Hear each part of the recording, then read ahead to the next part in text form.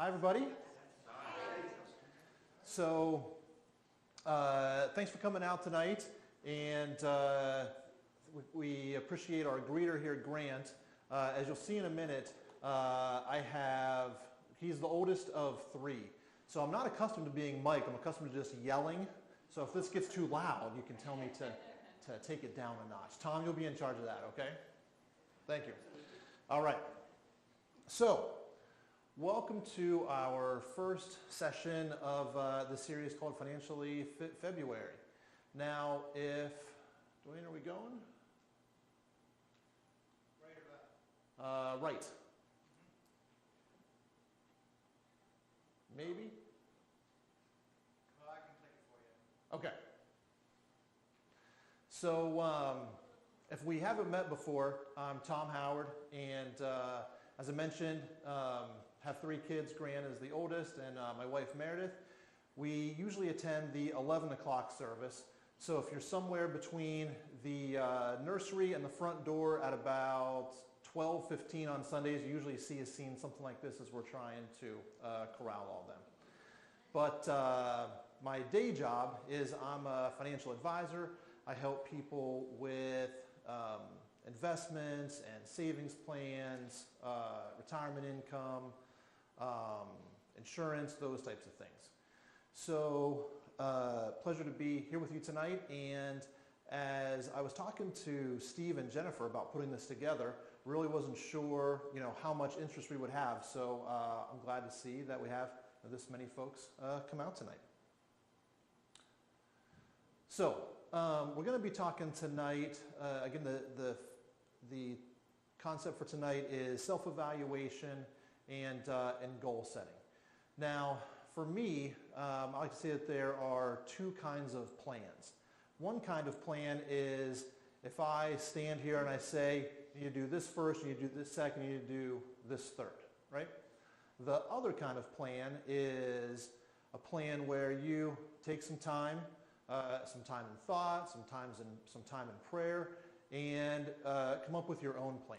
And that's usually a much better type of plan for anything that you're trying to do as opposed to having anyone dictate it to you. So we're going to go through a bit of an exercise here tonight for you to get at least a start of coming up with a plan or maybe some things you should take a look at addressing yourself or not possibly.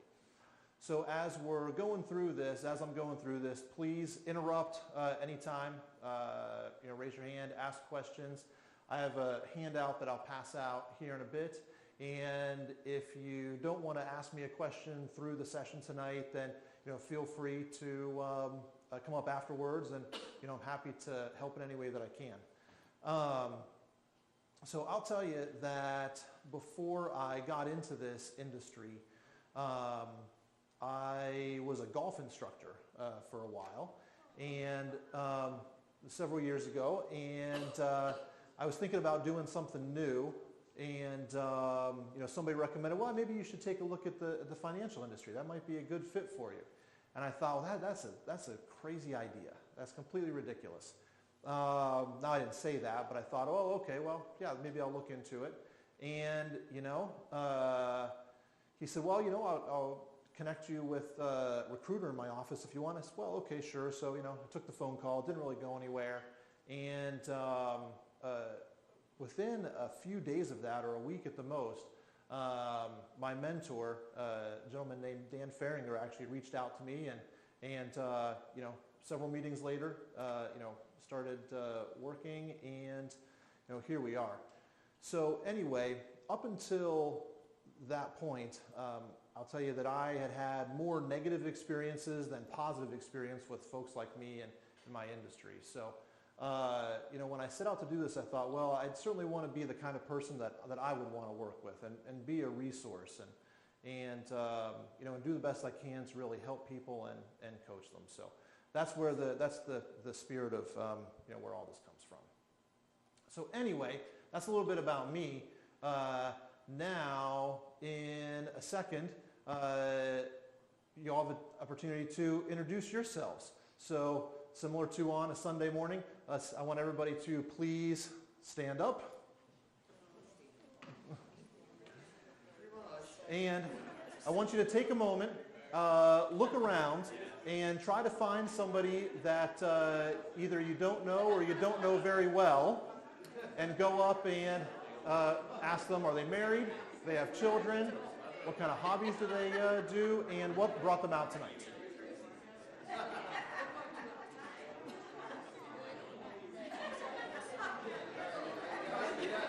Sure, that's fine.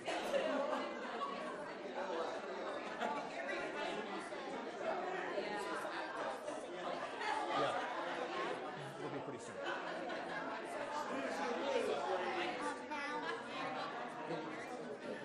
You'll be able to tell. Yeah, you'll be able to tell.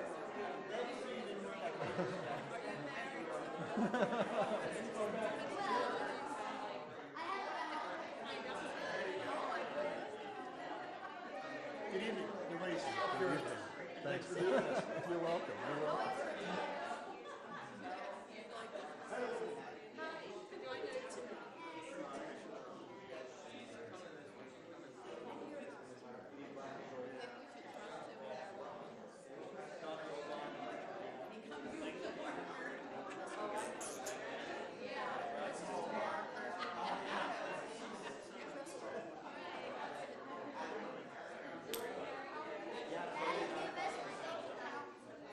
Yes.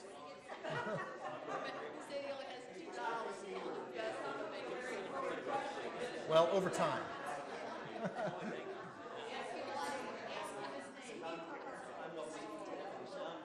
All right, thanks everybody.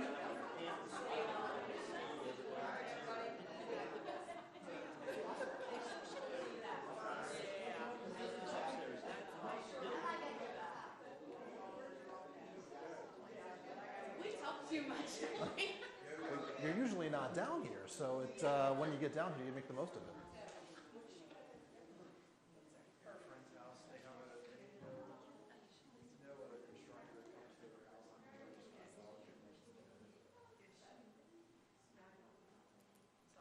that comes to their house on Clicker's working now.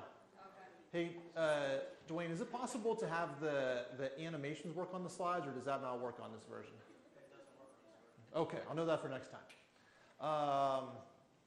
All right, so why are we here? Did anybody did anybody have someone tell them a similar reason for why they came out tonight?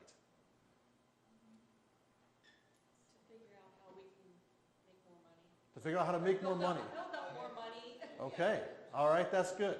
What else? Yeah, Bobby.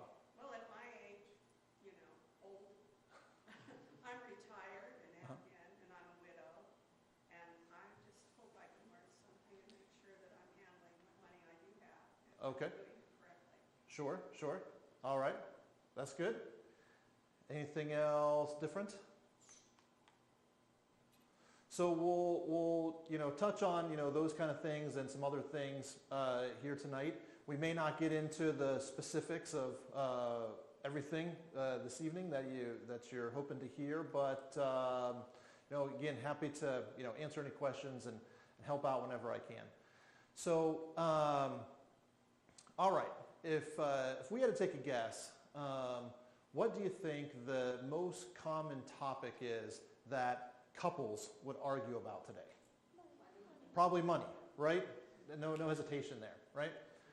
So certainly a big cause of stress, maybe for you. If not for you, then certainly for some people that you know. That's a guarantee. You've maybe seen stats similar to this before.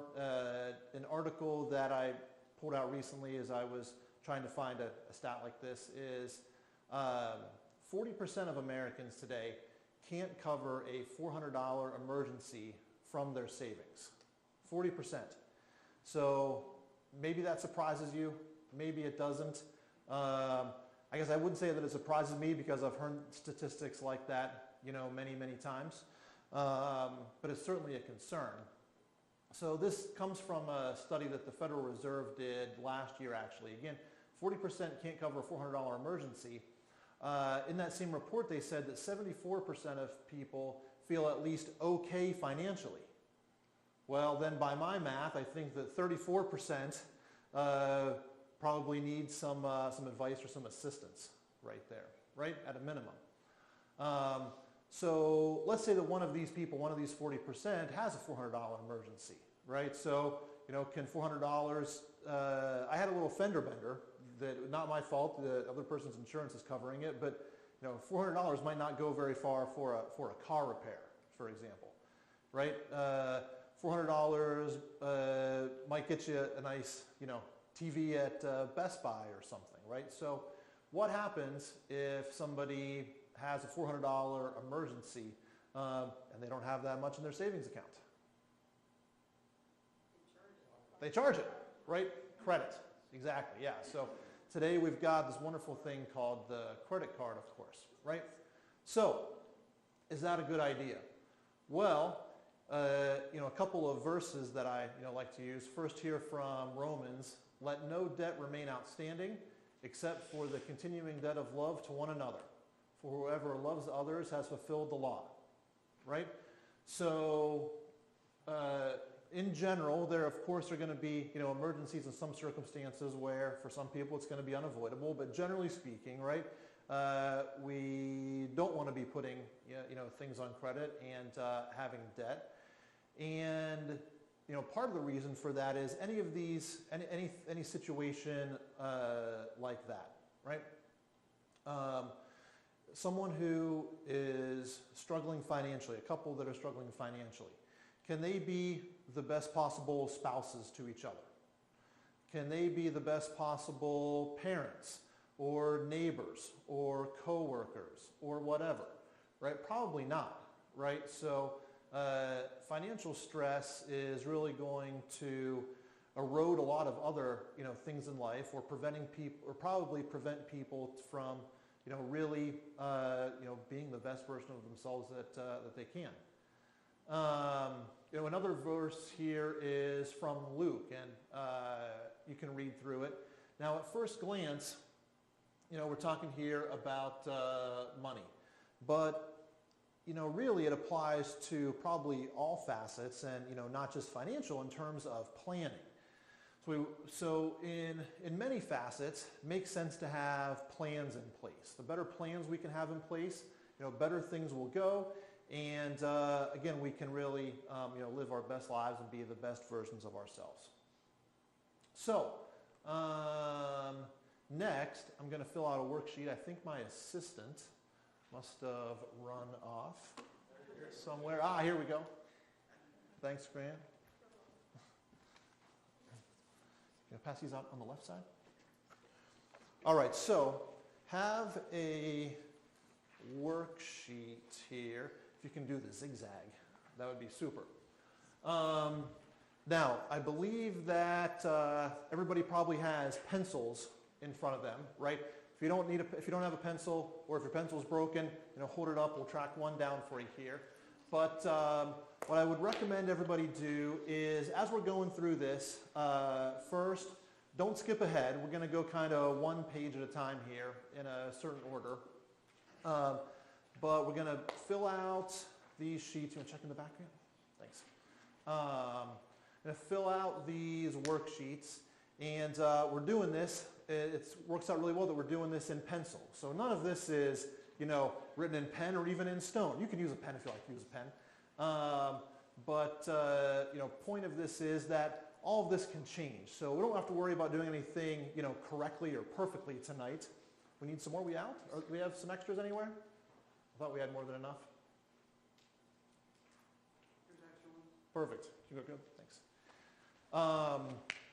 And also what I recommend as we're going through this is if your significant other is here, then fill this out on your own and then compare with them later, right? So this hopefully will, potentially not lead to an argument, or if it is, it's a brief argument followed by some good conversation over that. So that's my suggestion for the worksheet. So we'll go ahead and start with page 1. So the purpose of page 1 here is first to give yourself an idea of, where are you right now?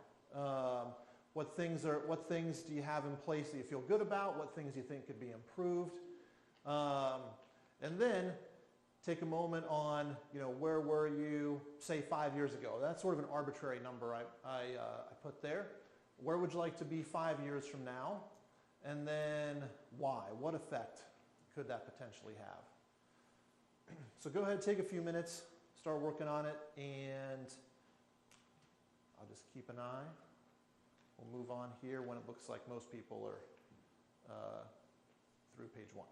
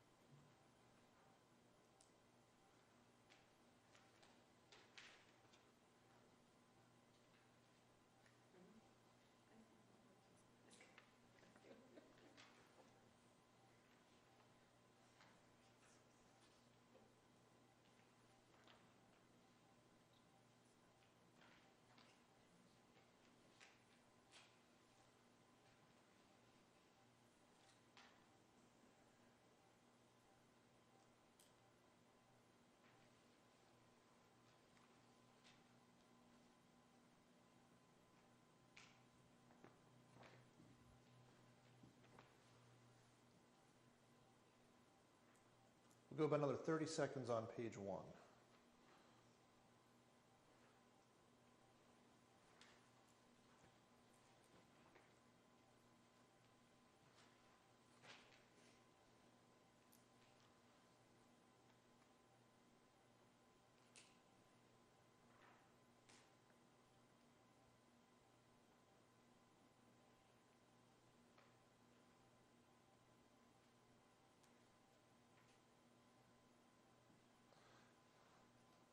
All right, so now we'll flip over to page 2.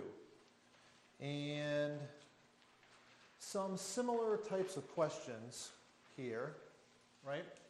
But the idea with page 1 is to give yourself a chance to stop and think.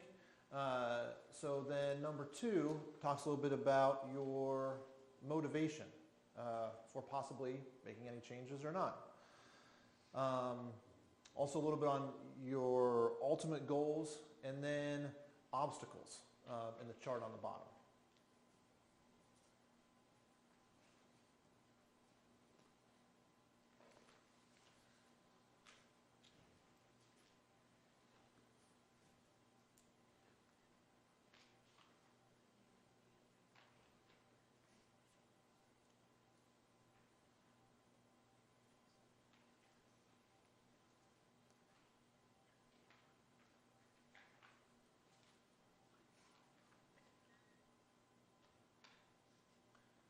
But these answers don't always have to be necessarily financially related. If something else really comes to mind that's not directly related, put it down. There isn't any place where you have to put your name on here and turn it in at the end. Deb, don't worry about that. Yeah.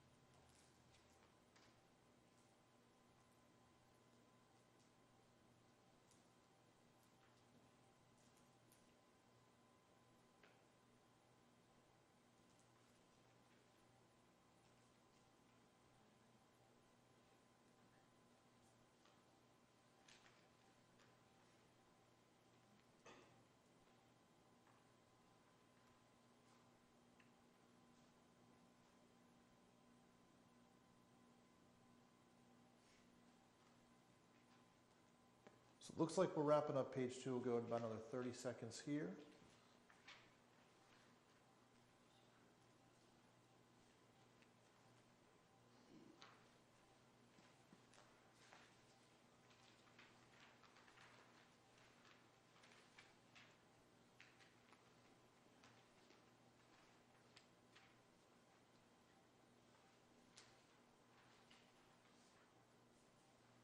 All right. So, next concept I want to share with you is something that I first read about maybe 10 to 15 years ago in this book, The 7 Habits of Highly Effective People. Has anybody here read that book? Jan? Okay. So, very good book. Stephen Covey's the author. He's a Christian. He speaks a little bit about his faith in this book, but he's chapter 3, or habit number 3 in the book is called Put First Things First. That's one of his habits of highly effective people. They put first things first. And one component of that is a concept that I've gone back to many times over the years for different reasons and different ways. And it's talking about things being urgent versus important. And actually, I believe this concept was at first something that Dwight Eisenhower came up with. He's sort of widely credited for coming up with this concept in his time in office here. So anyway, urgent and important. So the idea here is that when you take a look at all sorts of tasks or all sorts of objectives, let's say, you can break them down thinking about, is this something that is urgent or not urgent? Is this something that is important or not important? So something could be urgent and important. Some things could be urgent but not important, right?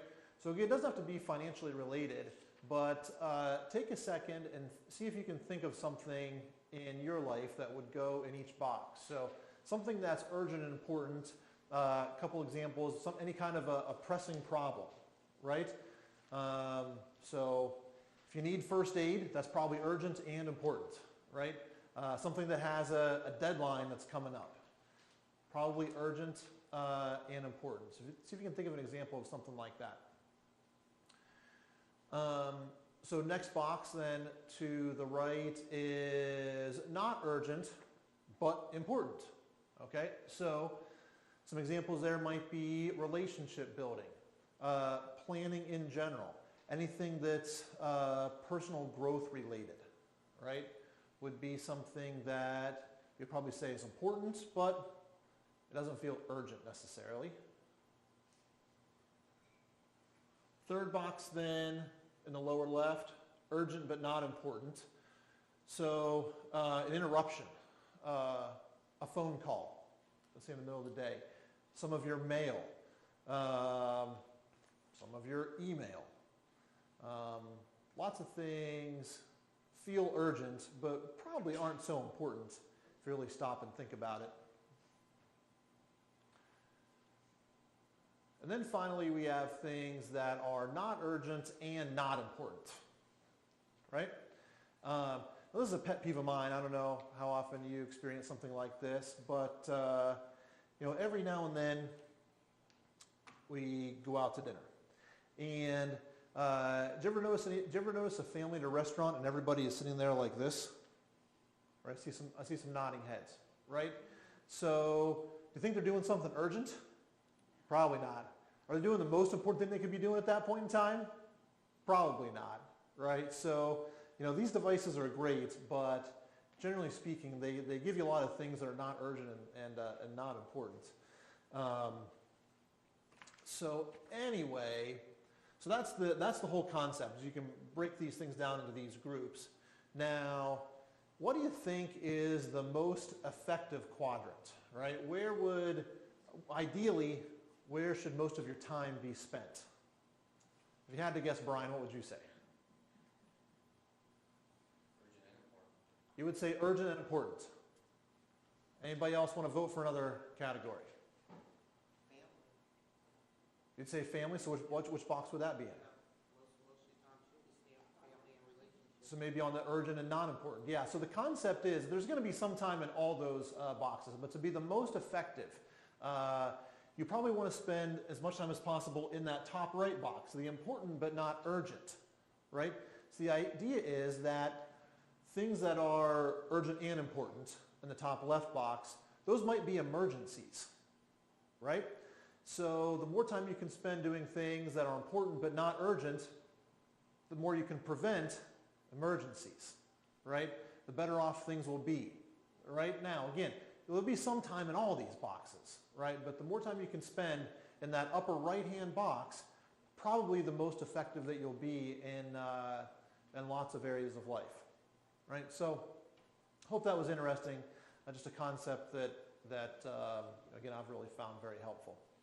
Okay, so now we're on sort of bottom of page 3 here. So now we'll spend a moment on these are sort of the polar examples of financial mindsets, right? So Model A has 2 steps. Step 1, receive income. Step 2, spend it. Consume for both needs and wants, right? There isn't necessarily a lot of planning going on there. It's reactionary, right, in nature. But I would venture to guess that there are a large percentage of the population that this is probably generally the extent of their plan, which is maybe not so much of a plan, but just reacting to what's going on around them.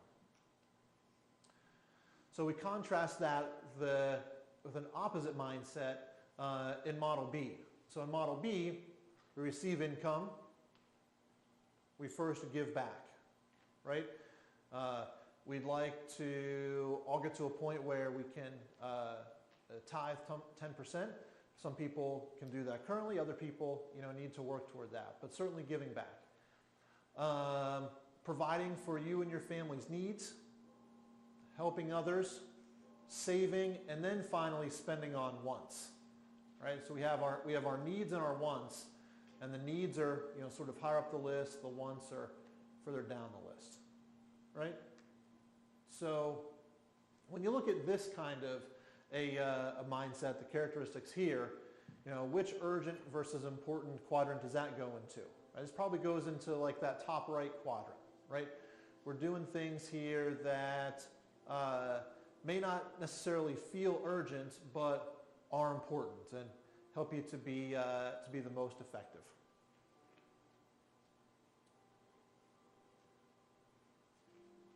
People writing, I'll keep going.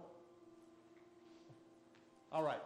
So now, page 4 gets into some more nitty-gritty. Okay? So this is a form. You don't need to put your name on it. This is just a form that I use very often when I'm meeting with people for the first time or second time individually. And this is meant to be a fairly in-depth self-assessment. So you'll go through here, and for each of these questions, you can answer yes, you can answer no, you might be unsure, that's you, or it might not be applicable, right? Now, for people that are in their working years, then this in or near retirement might be largely non-applicable, but you can take a look through those. And for folks who are retired, this kind of middle section that says pre-retirement savings and accumulation, a lot of that might not be applicable, but still probably makes sense to take a look through it, see if there's anything in there that seems like it would be important for you to take a look at. And then the section at the bottom with the little boxes are meant to have check marks. So these are probably going to be, most applicable for folks that are working and aren't retired right now. But just good things to know before as you're trying to put any plan together. If you think that any significant life changes are going to happen in the foreseeable future.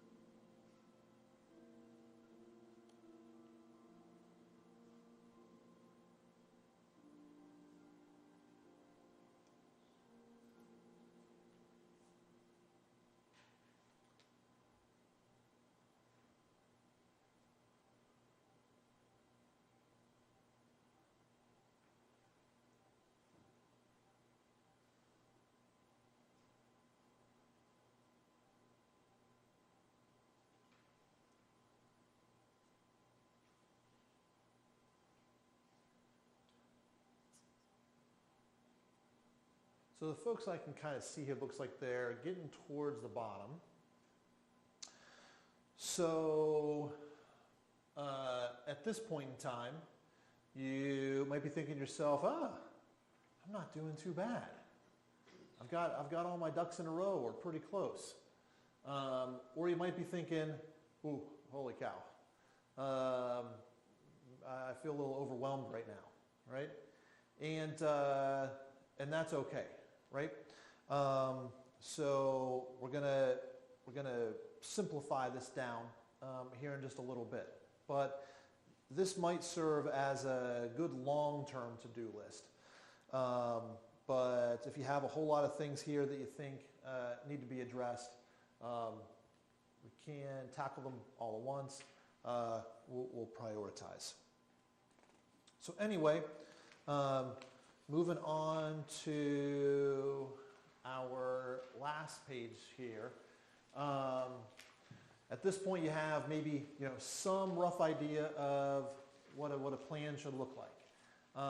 So I thought this was a verse that spoke to that. The plans of the diligent lead surely to abundance, but everyone who is hasty comes only to want.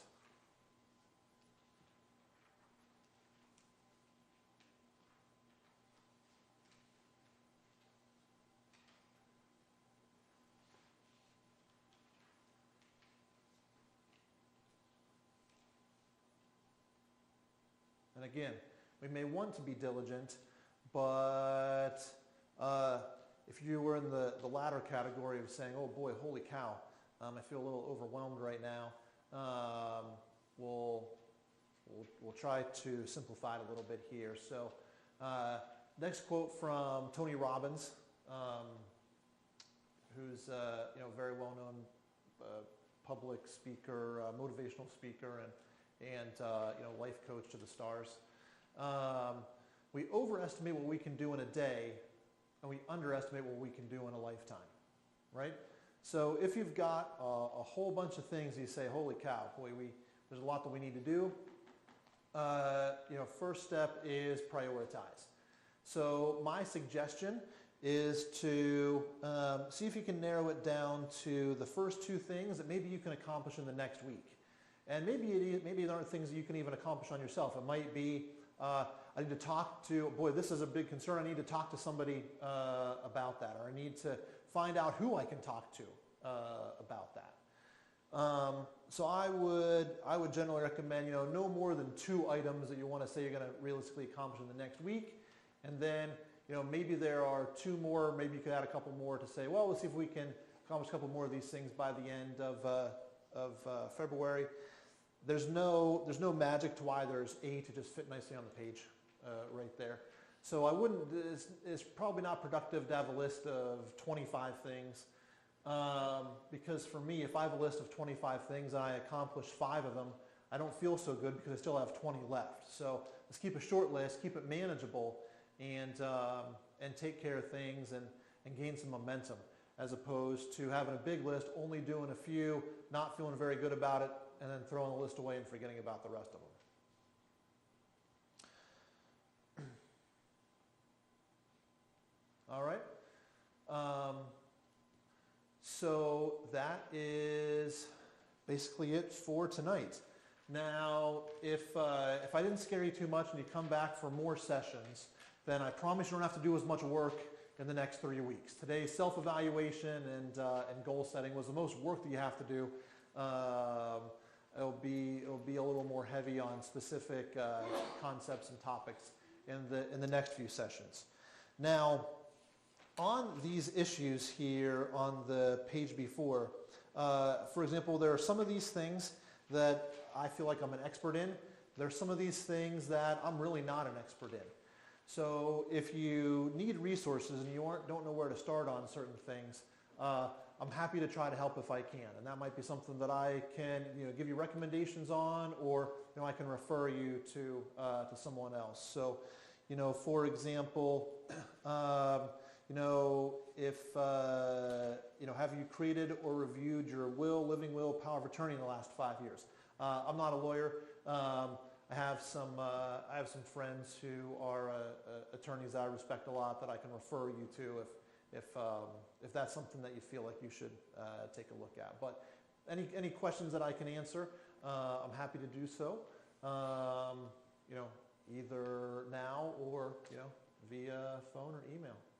So, anybody have anything for tonight? Yeah, Don. I have a question in reference to the life insurance. How Yeah. much life insurance is required? Is it like based on the income you have enough for Yeah. that year, or? Yeah. I'm just a little confused about it. That's the one. Yeah, absolutely. So, so there's no right answer. How much life insurance you should have is a big, it depends. And I'm going to talk a little bit about that actually in the next session. But,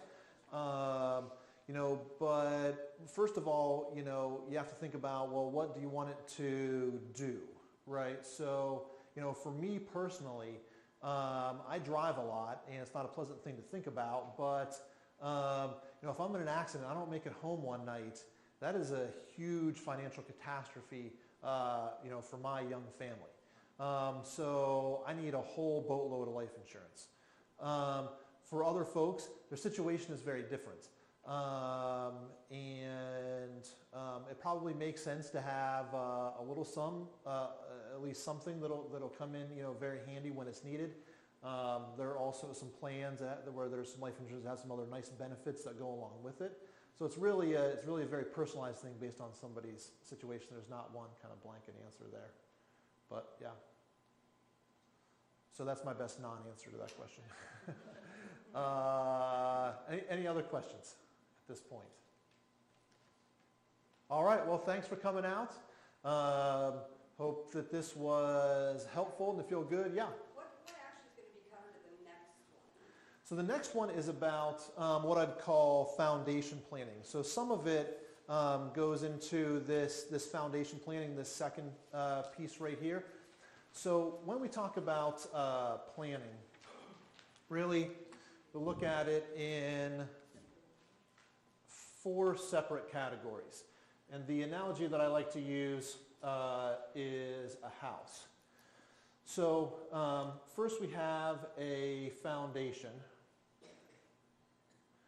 And those are things like having a handle on your budget and expenses, having adequate emergency savings, having protection in place, having legal documents. So basically, sometimes bad things are going to happen, right? And so the idea here is that with this foundation, we put a kind of floor on the rest of the building so that when something bad happens, there's only so far that you can fall down. So that's a general idea with the foundational pieces. The next step is accumulation. So, saving for retirement being the perfect example, or saving for other purposes. Third stage is distribution. With this line, basically being retirement. So after we've accumulated enough, then we're going to want to retire and use that money that we saved. And then the final is legacy.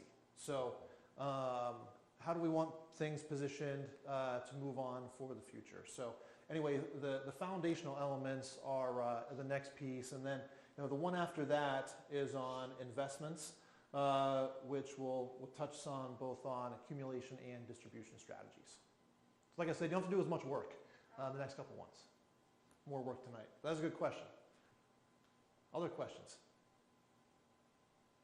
All right, well then actually before we go, Pastor Steve, if you could come up and give us a closing prayer. All right, I hope you're all enlightened. I was in another meeting, but I think we're taping this, or we're going to have it on YouTube for people that couldn't be here. So hope you all had a wonderful time, and I'd like to close this all in a word of prayer. Let's bow our heads. Gracious God, I thank you for this night, Lord. I thank you for all the gifts that you give us, Lord, and you tell us to be stewards of what we've been given, Lord, whether that's the creation, Lord, that you have given to us, Lord, the way that we care for it, or whether that's the assets that we have, Lord, that we've been gifted with, that we've worked to earn, but Lord, all that we have is yours. And so help us to be good stewards, Lord. Help us to use all that we have, ourselves, Lord, the gifts that we have, just the time that we have to be in ministry for you, Lord. Help us to continue to grow in all of the aspects of our lives, in our understanding of you, and Lord, as disciples of your kingdom. Lord, we just thank you this night. Watch over us as we go forth.